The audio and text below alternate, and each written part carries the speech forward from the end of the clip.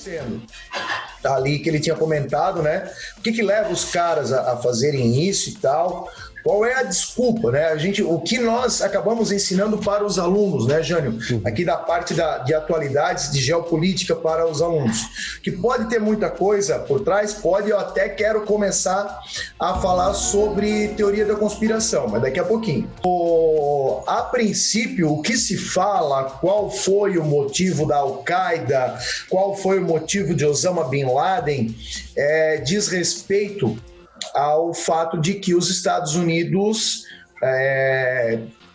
tirando fora Israel, ele teve ao longo do tempo um declínio, digamos assim, da hegemonia que ele tinha na região do Oriente Médio, e nós sabemos que os Estados Unidos é o maior consumidor de petróleo do mundo. E ele acabou encontrando na Arábia Saudita um grande parceiro. Então, após a Revolução Iraniana de 79 e depois os Estados Unidos virarem a casaca contra o Saddam Hussein, porque foi o Edu pode confirmar isso para mim, foi também aquele que ele tinha comentado ali de Pinochet, né, da CIA ter ajudado, os Estados Unidos ter ajudado, assim como ajudaram o Saddam Hussein logo depois para ele tomar o poder, para se vingar da nacionalização dos poços de petróleo que aconteceram após a Revolução Iraniana de 79. Né? Quando caiu a ficha do Saddam Hussein, opa, eu estou sendo enganado pelos Estados Unidos, e aí precisava meio que deixar isso meio que oculto, né? Que se fez uma empreitada contra o Saddam Hussein ali naquela guerra que ficou conhecida como Tempestade no Deserto. Sim. Né? E ainda hoje é a música dos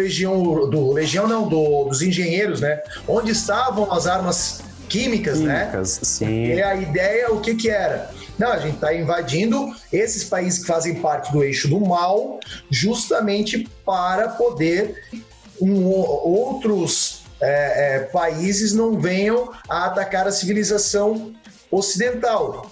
Aí, até então, né, algumas situações até bastante subjetivas ali, como eu acabei colocando, mas ali, o que a gente acaba passando para os alunos, né? O que motivou a Al-Qaeda, Osama Bin Laden e tudo mais? O fato dos Estados Unidos se aproximarem da Arábia Saudita e aumentarem em grande escala a sua presença, principalmente militar. Ainda hoje, a maior base militar americana fora dos Estados Unidos fica na Arábia Saudita. Fica até próximo à cidade de Riad, na capital da Arábia Saudita, que até não é tão próximo assim a Meca, né, cidade sagrada para os muçulmanos, mas o Osama Bin Laden alegou que, porque quando os americanos instalam uma base, assim como em qualquer outro país do mundo, existe a vila militar. Então, veio uma migração em grande escala de americanos para morar ali na Arábia.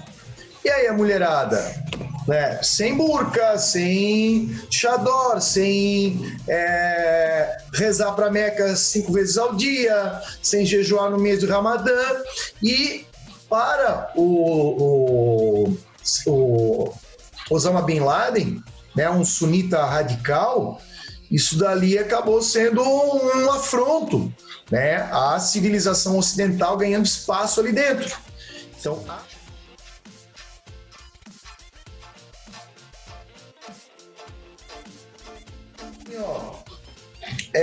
nós que damos aula de história desde antes do 11 de setembro, a gente não dava tanta ênfase para Oriente Médio como a gente dá agora. Eu vou te falar de geografia, né? Assim, ó, geografia tá beleza lá, óbvio, né? Petróleo, né? Essa discussão toda, mas pautas religiosas, conflitos étnico-culturais, era muito mais ali aquilo ligado às principais guerras árabe-israelenses, né? As consequências para o mundo, mas morreu ali. Mas agora a gente vê que essa dinâmica mudou muito até por causa dos vestibulares. Tu não vê vestibular que não cite Oriente Médio ou algum desses eventos aí. Sim. Né? Então... Agora eu vou falar uma coisa. O Christian deve estar pensando, Jânio vai falar... Meu Deus, lá vamos nós. Lá vamos nós. Mas eu vou falar de um diferencial da Vetor também, mas acredito que pros nossos professores. Cara, eu não lembro, tá, de no colégio, eu troquei talvez algum professor meu vai assistir isso aqui e vai ficar bravo comigo, mas assim, meu professor de filosofia e sociologia trabalhou essa parte de Oriente Médio. E eu fiz o ensino médio em 2009, 10 e 11, né, os anos médios. Cara, os professores eu tive professores de história que não conseguiram explicar para mim sobre Primavera Árabe. Foram coisas que eu fui aprender ouvindo aulas na Vetor, coisas que eu fui aprender procurando vídeo depois e tal. Ainda é um assunto, tá? Mesmo que depois de 2001 tenha acontecido isso, tenha toda essa transformação, ainda tem professores que não conseguem trabalhar isso. E tem muitos alunos que vão pro vestibular sem saber. E isso que eu falei, esse do estereótipo ali, de ser o deserto, das bombas ali, ainda é um estereótipo que as pessoas têm. Quando tu vai falar sobre que tem países lá que são muito ricos, os caras só conseguem pensar, tem sheik que é rico, ponto final. O que é o cara rico? O cara que tem um palácio estilo Aladdin. É uma associação muito forte isso, e tem professores que ainda têm essa associação, tá? Tinha que ser trabalhado, professores que dominam isso deveriam, né, a própria Secretaria de Educação Estadual, o MEC, deveria trabalhar, cobrar uma parte disso dos professores, de pegar essa parte para trabalhar com os alunos. Eu sei que para todas as matérias vai ter conteúdos que alguém domina mais do que o outro, né? Mas esse é um assunto realmente que, apesar do preconceito que as pessoas têm, e é uma coisa bem enraizada, a parte do preconceito do árabe.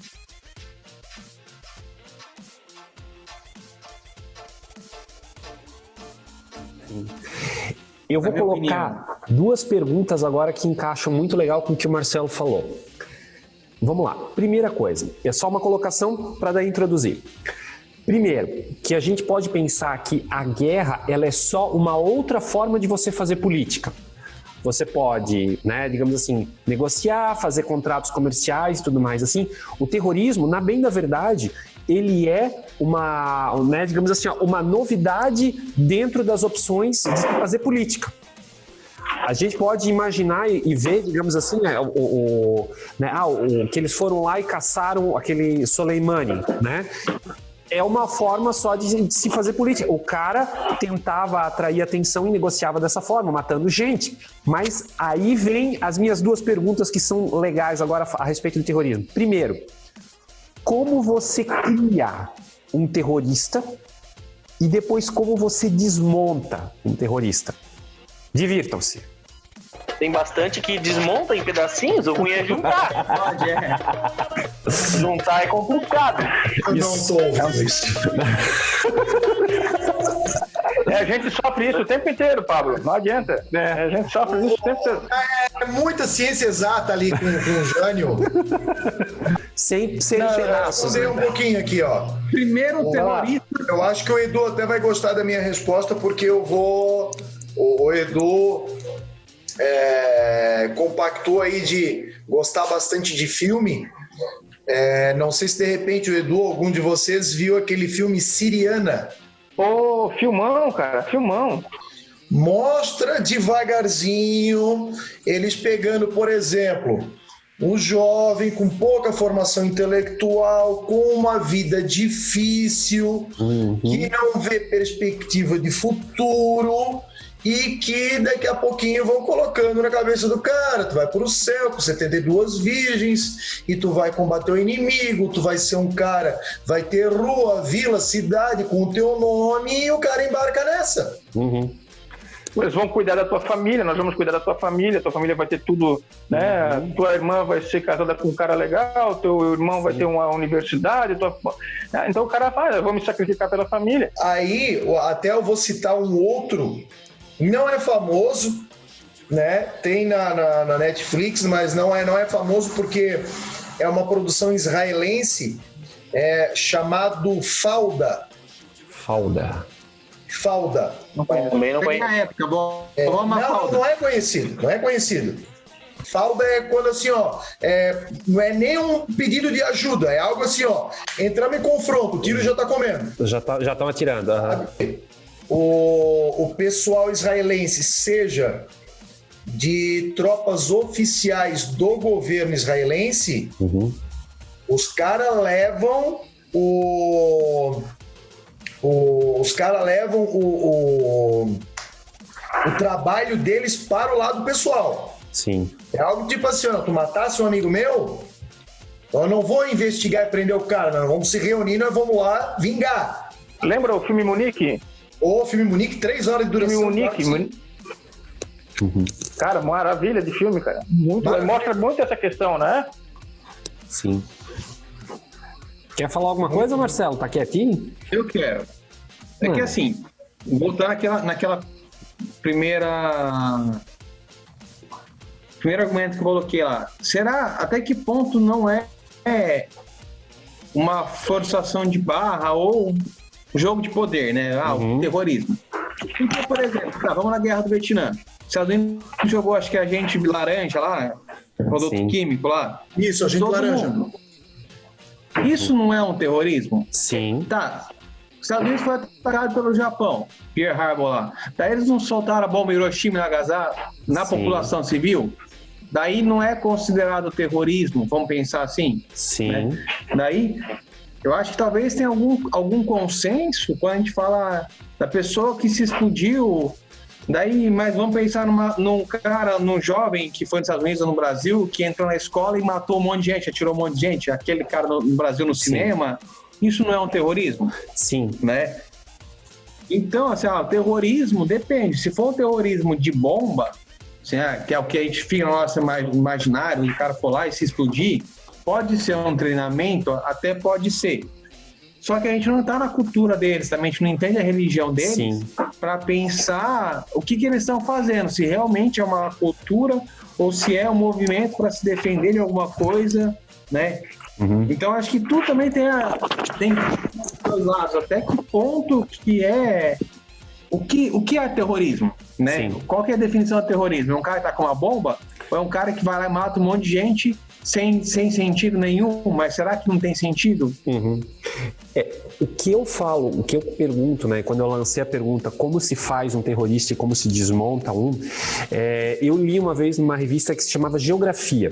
Eu tenho essa revista guardada na casa da minha mãe, eu não sei onde está aquilo, mas ela trazia uma reportagem fantástica, que era o seguinte, vamos imaginar, né, entrando dentro do, né, digamos, para conceituar um terrorista, vamos imaginar o seguinte, o homem-bomba, vamos colocar como figura do terrorismo o homem-bomba, um cara que está disposto a amarrar dinamite no próprio peito e ir até um lugar pelas 72 virgens ou por qualquer ação que seja. Como que você pega um cara desse que quando está sendo treinado e insere esse cara de volta na sociedade? A revista trazia um trabalho que era feito, acho que foi pelo governo do Egito, se eu não me engano, na época. E eu li aquilo na época, eu achei assim, cara, isso é de outro planeta. Eles pegavam o cara, levavam ele para um lugar que era basicamente um hotel. Eles davam roupa, eles davam sandálias, eles davam um anel e eles pagavam um casamento para esse cara. Esse era basicamente o processo que eles faziam para desarticular ou deixar esse cara de ser um homem-bomba. E quando eu parei para pensar, olha só que negócio fantástico. O sistema que eles faziam, como o Pablo colocou, como que você vai cooptar um cara para virar homem-bomba? Esse cara, ele não tem perspectiva, ele não tem trabalho, ele não tem dinheiro, ele não tem... vamos dizer assim, ele não, o cara não tem nada, ele está encerrado dentro da religião e ele vê aquilo como a única opção dele. E como foi colocado? Eles prometem lá dentro para ele que ele vai ter, a família dele vai ter uma vida boa, que ele vai partir dali para um lugar melhor, que ele vai... várias promessas são feitas para ele. E como que você reinsere esse cara na sociedade? Dando de volta para ele aquilo que ele não tinha e que foi o motivo para eles conseguirem fazer isso. Dignidade. Quando eu li, eu pensei, cara, por que eles dão um anel? Na reportagem eles colocavam, porque pro árabe, a presença de um anel no dedo, para um homem, era um sinal de que ele era independente, que ele era uma pessoa de respeito. Entende? Que ele tem uma posição dentro da sociedade.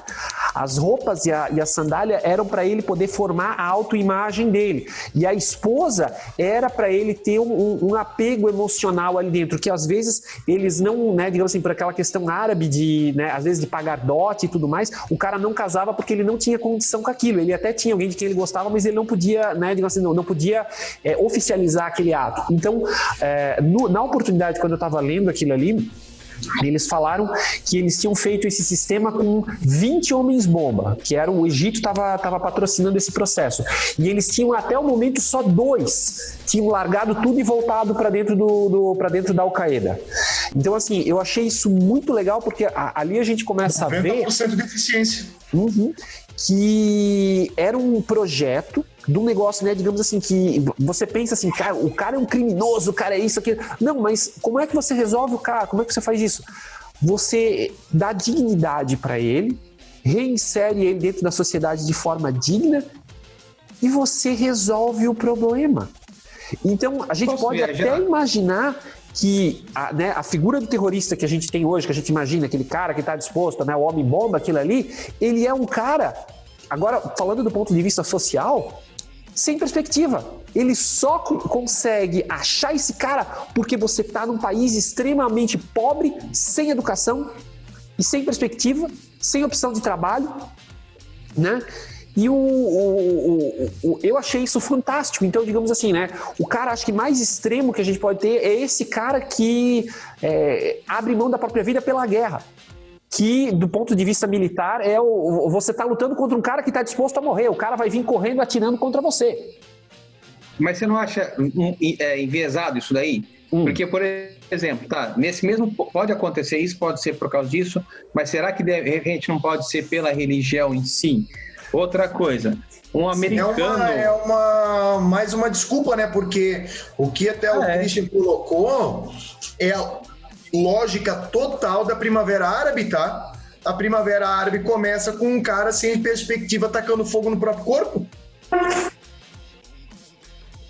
Porque, assim, pensando no americano que vai lá numa sinagoga, em qualquer lugar, e mata todo mundo, né? Isso é um terrorismo, na minha opinião. Sim. Assim como no brasileiro, qualquer um. E aí?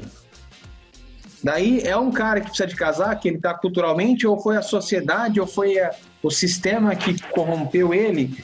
Daí, vamos pensar assim, aí traficante no Rio de Janeiro que matou gente, será que também não é questão social? Sim. Quanto a questão da religião não influi nisso, né? Sim. Porque agora, quando tu falou do Rio de Janeiro, por exemplo, agora tu tem o narcotráfico evangélico. Tu já viu ali agora? Os caras aí que nós somos traficantes de Jesus. Eu recebi isso aí até do ônibus que estava com 0,5 tonelada de pó. Não sei se tu viu isso aí, se é a mesma reportagem que estás falando. 0,5 tonelada de pó de cocaína. E tava lá na manchete, assim, ó, ônibus apreendido com 500 quilogramas de cocaína, estava a caminho de levar fiéis à conversão. Pessoal evangélico, por favor, eu peço desculpa, né, mas eu sou evangélico, cara. Eu sou evangélico, mas assim, ó, que tem gente que usa religião pra justificar picaretagem, isso não é exclusivo de evangélico, isso é exclusivo de todo mundo. Não, então é uma coisa, piadas acontecem. Sim. Mas a pior pergunta que eu tenho sobre essa parte aí do Homem-Bomba, cara, quem é o cara que é instrutor? Que tipo de instrutor? O pessoal pode fazer uma aula, vai lá, dá o exemplo, e aí como é que vai ver se o estudante fez certo ou não fez? Falta avaliação no curso pro Homem-Bomba, cara. Tem que ser visto, tem que ser pensado. A que ponto chegamos? Não, olha. Pessoal, eu vou pedir, se vocês quiserem fazer mais alguma colocação, vamos encerrando, porque senão... Último. Não, fica à vontade, Marcelo. Talvez o único povo que possa responder uma pergunta, não pensando nessa matéria que você falou do homem-bomba, como tirar do terrorismo, talvez seja os judeus. Porque é o povo que foi expulso, que sofreu na Segunda Guerra, e você não vê eles querendo pegar alemão, exterminar alemão, fazer um... mas tem sim. Essa questão, por exemplo, do surgimento do Estado de Israel, os caras fizeram o terrorismo a dar com o sarrafo. O surgimento do Estado de Israel é muito complicado, inclusive é onde eles vão ter, claro que eles vão ter todo o sistema do mundo árabe ao redor ali contra eles, mas uma forma que esses caras tiveram de se defender, e até porque eles têm grupos de extrema, vamos dizer, são extremamente bitolados lá dentro. Extremamente bitolados, né? Os caras são ultra-ortodoxos e os caras não pensam duas vezes em pegar e meter a bala num cara que diz pensar diferente. Embora boa parte da população de Israel atual, que saiu aí tanto que é mostrado pelas eleições de Israel, aí praticamente 50% da população quer que mantenha-se a intervenção nos estados palestinos e 50% não quer, mas durante um bom tempo, inclusive contra cristãos, né, não só na Síria, mas no Líbano, houve ataques de grupos extremistas judaicos de Israel contra, por exemplo, um acampamento de refugiados cristãos no Líbano. Civis, né? Fizeram um massacre gigantesco. Os caras limparam. Quando o Estado de Israel foi criado, os caras limparam vilarejos inteiros muçulmanos, os caras limparam, mataram tudo, cara. Os caras, alguns grupos, né? E o Estado de Israel, o governo de Israel, deixa isso liberado por um tempo e depois tranca. Porque primeiro eles se usam desse sistema para poder limpar, criar o Estado, e aí depois o apoio dos Estados Unidos, da ONU, etc e tal, que o mantém ali dentro. Mas eles tiveram e fizeram sim uso do terrorismo muito forte. Hoje, eles também sofrem com a questão do ataque terrorista também, e mantêm uma pressão militar violenta, por exemplo, sobre a faixa de Gaza. Né? E uma coisa muito importante, a faixa de Gaza e a Cisjordânia são coisas diferentes, com grupos que controlam politicamente diferentes, né? Tem o Fatah, que é da Cisjordânia, contra esqueci o nome do outro agora. Me ajuda ali, tem o Hamas. O Hamas, por exemplo, o Hamas, que é considerado um braço armado terrorista, que é influenciado pelo Irã. O Fatah, não. O Fatah já é outra história, quer dizer, eles são mais centrados, vamos botar assim, né?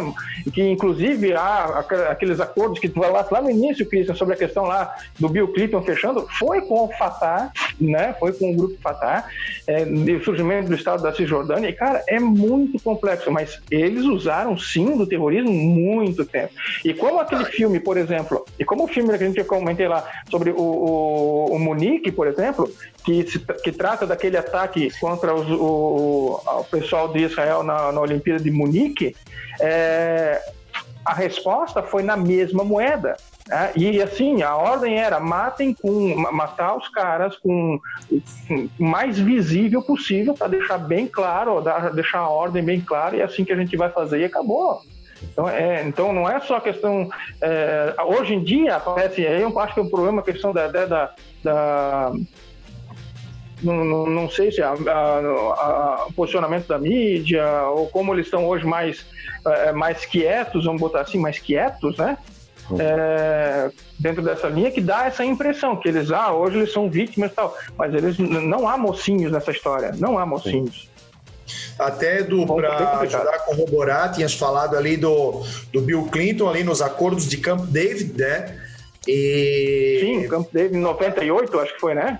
93. Oslo foi em 98 e Camp David foi em 93, né?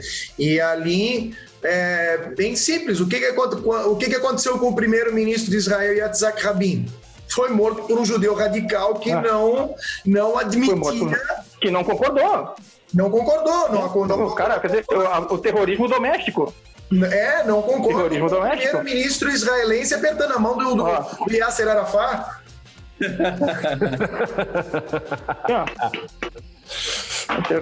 Arrebentamos com tudo aqui. Não, eu tô tranquilaço já. Tô de boa agora. Não tem mais nenhuma teoria? Não foi, o 11 de setembro não foi um reptiliano, um Grey, a Terra... Podemos finalizar, né, esse episódio falando sobre o seguinte, né? Tudo isso que a gente falou aqui não passa de uma grande... A gente corroborando com a teoria dos Estados Unidos, né? Porque o fato é que os Estados Unidos queria demolir aquelas torres, simplesmente demoliram, jogaram a culpa para invadir lá, pronto, fechou, velho. Não tem muito, assim...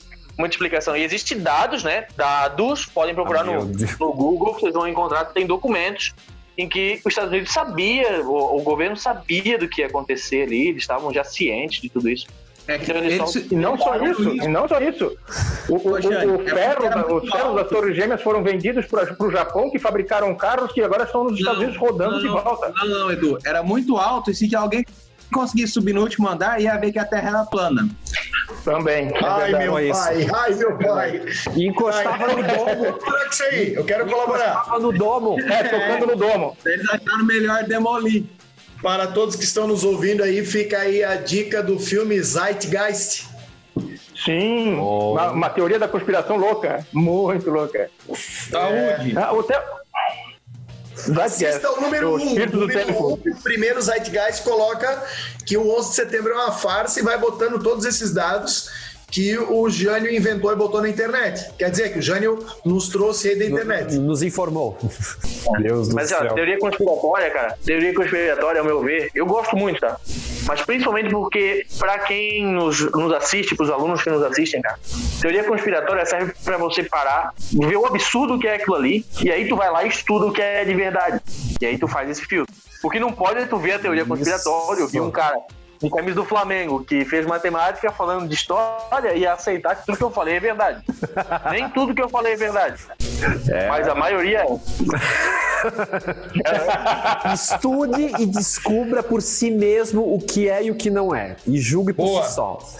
Pessoal, muito obrigado por quem estava nos assistindo até agora. Agradeço imensamente a essa noite estrelada com esses professores fantásticos.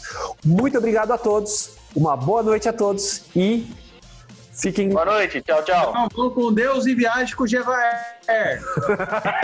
Isso aí. Tchau, turma. Forte abraço. Não.